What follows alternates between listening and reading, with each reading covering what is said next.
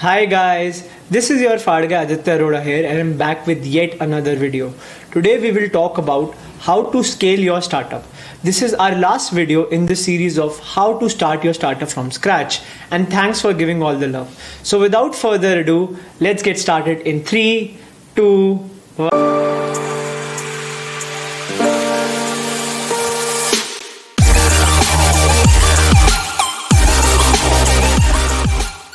Now that you've got funding through your last video, the next step is to utilize that funding and scale your startup.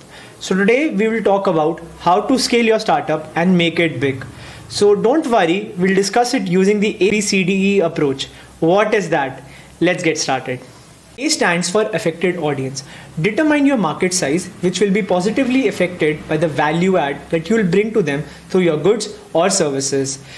Affected audience is a smaller check size, but it helps you to scale in the best possible direction. For example, Jeff Bezos started Amazon as Amazon Books, but later realized his affected audience was too big. Hence, Amazon began as an Amazon marketplace in 2000, in which third-party vendors could sell wares for the first time. Within 5 years, Amazon became so big that it pathed new avenues of revenue. B stands for buoyancy in the market.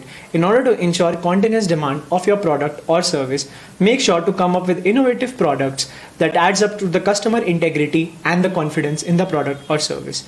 All of this has to be done at a cost that supports the profitability, which gets bigger and better every time.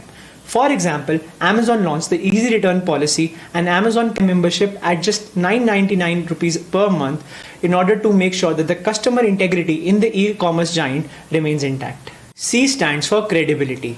Generating customer feedback from time to time and incorporating that into your product or service to make it better induces credibility and also helps you to achieve a wider audience. Also, the investors who invested in your previous funding round also bring their own bit of credibility in the company. Ask yourself these 5 basic questions.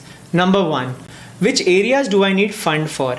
Number 2, how much fund should I allocate in each of these areas? Number 3, what is the timeline that I'll achieve the targets in?